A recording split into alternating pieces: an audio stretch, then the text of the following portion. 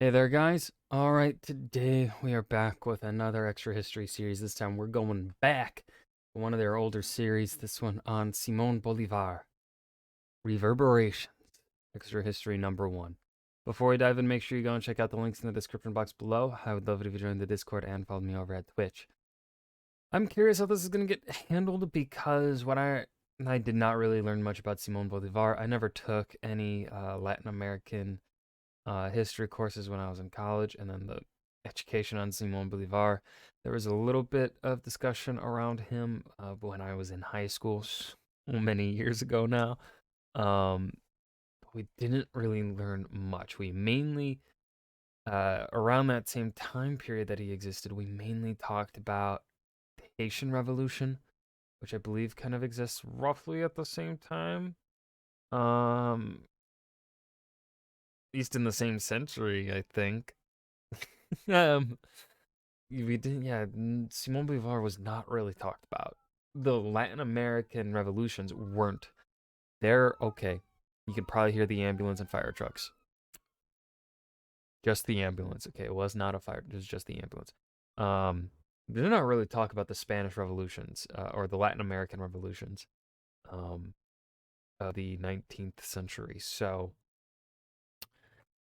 I don't know shit. Let's dive in and learn. Shots ring out in the Ohio Bang bang.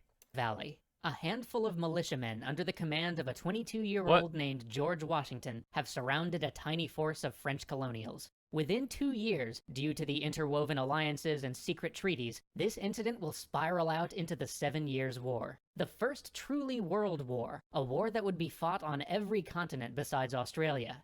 And the dominoes fall. Okay. Do do do do.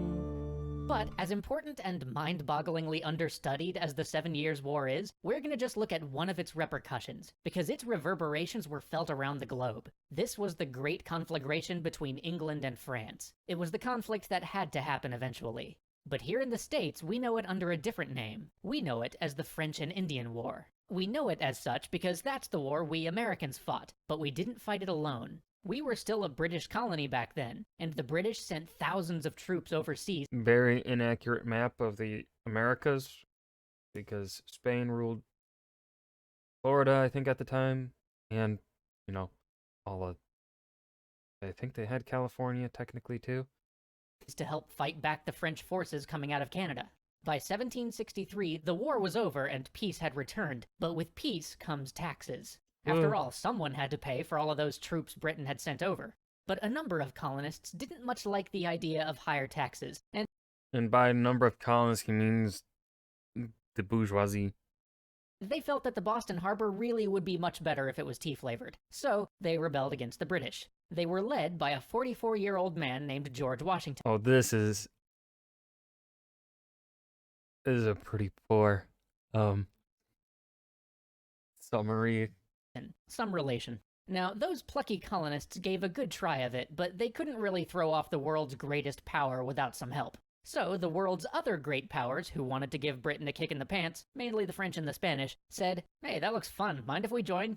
But now someone was going to have to pay for all those supplies and troops the French and the Spanish sent over to the Americans. So the French and the Spanish both implemented new taxes, both at home and, most importantly for our story, in their colonies overseas. So then the French revolted, and then the Haitians revolted, and then most of Latin America revolted, because they, understandably, didn't feel like paying higher taxes just to, well, help make sure the US didn't have to pay their higher taxes. Because in the end, it all comes down to taxes.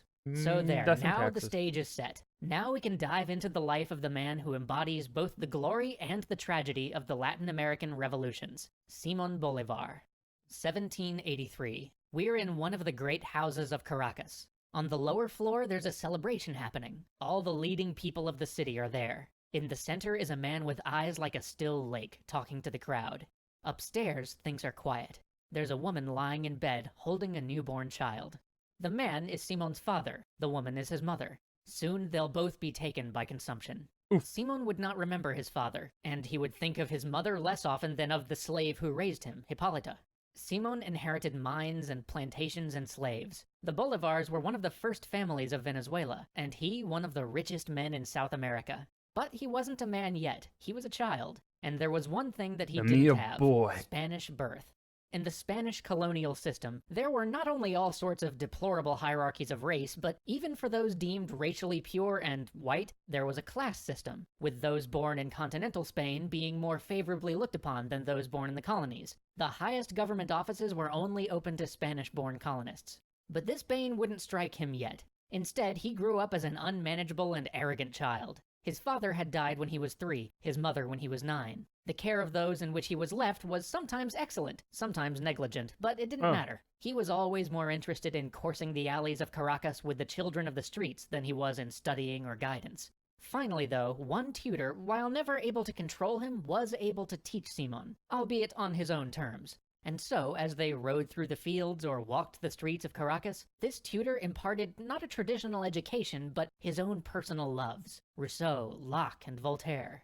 Alas, even this was not to last, as Simon's childhood was set to a backdrop of revolts. Venezuela, and indeed the whole Spanish Empire, was in upheaval. Race revolts and independence movements cropped up and were crushed, each time with more brutality, but each time exposing Spain's ever-slipping hold. Simon's tutor was caught up in one of these revolts and sentenced to permanent exile, and so again Simon was alone.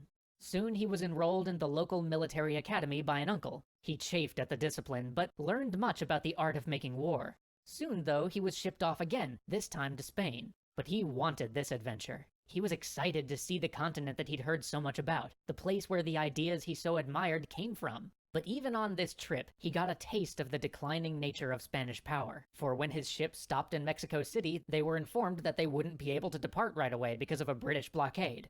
Eventually, though, he did make it to Spain, and then on to Madrid, where he would finally get his first real education. And there, too, he met his first great love. Her name was Maria Teresa, and she was from another respectable Caracan family. But unlike Simon, she had been born in Spain, and spent her whole life there. He soon proposed to her, and after working for a year to convince her father, they were married in Madrid. Now blissfully married, he decided it was time to return to Caracas, and take his place in the family affairs together with his new wife. So they set off for the new world. For Simon, this was a return home. For Maria, it was an opportunity to see her family seat for the first time. But as they landed in Caracas, she began to feel ill, and then weak. Within 5 months, died. She was dead. Oh. Yellow fever had taken Simon's first love. He tried to stay in Venezuela, to manage the life he had inherited, but everything there reminded him only of her. And so within a year, in 1803, he once again boarded a ship for Spain. But Spain, too, and especially Madrid, only served as a constant reminder of Maria. So when all non-residents were suddenly ordered out of the capital because there wasn't enough bread to feed them, Simon planned a trip for Paris. There he saw an empire reinvigorated by revolution. He couldn't help but contrast it with Madrid. Here was a city and a nation modernizing, evolving, growing with new republican ideals. He drank it in. He was enchanted by Paris and the promise it offered. But it was here that he found his second heartbreak, not at the hands of a woman, but of a man: Napoleon. Simon had seen Napoleon as a beacon of hope, as the new man, a true republican serving his state faithfully, guiding a state by his soul and humble wisdom towards liberty, equality, and brotherhood. But then Napoleon placed a crown upon his head. Losing his temper one night at a dinner, Simon railed against Napoleon's vanity, his hubris, his lust for power. This suddenly made him much less welcome in social circles, and his friends, seeing the toll the debaucherous life of Paris had taken on him, decided that it was time for a change. They packed up and took him to Italy. And it was here, in this reinvigorating place rich with history, that Simon's thoughts and ambitions really took form. It was here on the very hill which plebeian Romans had retired to win their rights over 2,000 years ago, that Simon stood and proclaimed that he would not rest until his homeland was free. Soon he departed Europe to head back home. But first he stopped briefly in the United States. Here too he was inspired. He would later say that it was the first time he'd seen a rational democracy in action. But he realized it had its differences, that it would be no template for the revolution he intended. And so, at last, in 1807, at the age of 23, he set foot again in Caracas. He's younger filled than me. with dreams, ambitions, and an ardent desire for liberation and independence for his people. He walked the streets of his long-neglected home and wondered what the future might bring. Join us next time and find out exactly what that future brings. And that was Simon Bolivar, Reverberations, Extra History number 1. And because it's very painfully clear This was one of their very first series that they did, because this was not. It was for cut them some slack for when it was released, because it was one of their first things. It was, it gets a pass because of that.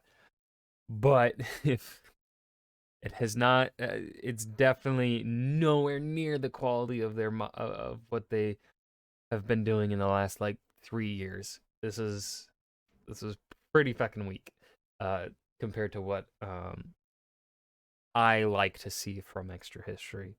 Um, so yeah, we'll get through this series. I hope you guys enjoyed. Remember to hit that like button and subscribe for more. I will see you guys in the next video. Peace.